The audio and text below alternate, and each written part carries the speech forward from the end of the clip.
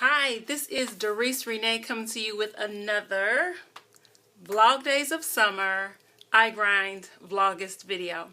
So in this video, I wanted to talk about something from a conversation I had a couple days ago with a student who is working on his bachelor's degree. And the student was telling me that he was a little discouraged because he was working on a degree in a field that he had no experience in. He was looking to cross over into a different industry, which is very common, and there's no problems with that, except for the fact that he saw it as a problem and was worried about being able to get the experience he wanted for his new career. And I hear this quite often, and I thought, you know what, I'm going to do a little video about this because it's a question I get often, and I want to answer it and put it out there for those of you who are thinking about making a career change or even thinking about going into business. And there's three things that I want to kind of talk to you about in relation to that. And the first thing kind of goes back to this whole idea of being stifled and feeling as if there's no way to move or transition from one thing to the next with your business or your career. And to that I'd say hogwash, because we live in the digital age. Oh my gosh, we live in an age where you can jump on YouTube and in 20 minutes you can be an expert in something, right? There are literally no barriers to entry anymore. So there are no limitations except for the ones that you set on yourself. And I want you to remember that as we go through a couple of points here. So here's the thing that you need to understand overall. You are your best manager. You are your best PR pro. You are your best agent.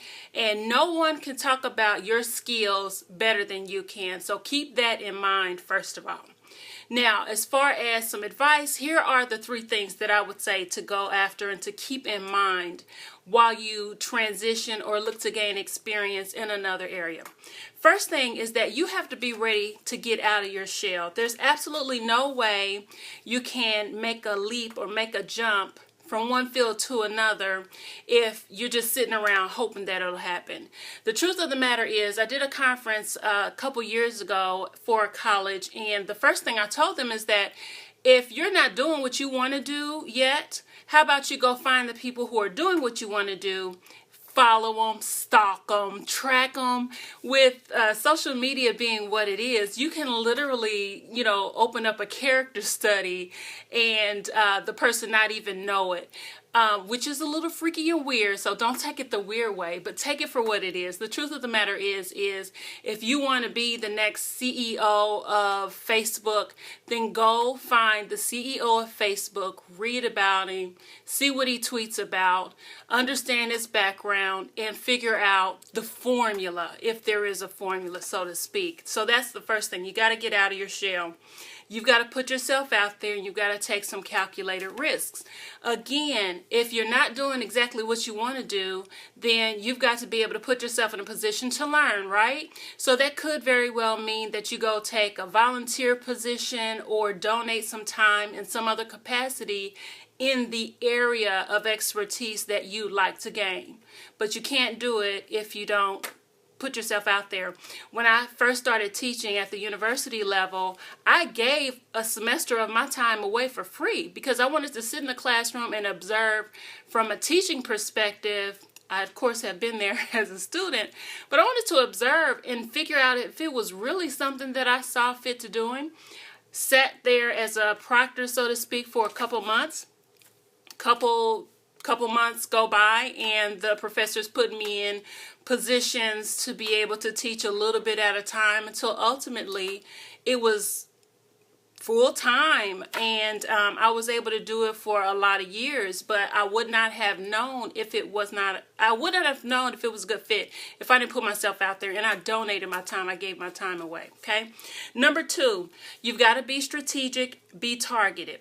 If there is a company, for instance, that you want to work for, or a company that is a competitor in your field, how about you set up some alerts, track them online with social media. Google Alerts are my best friend.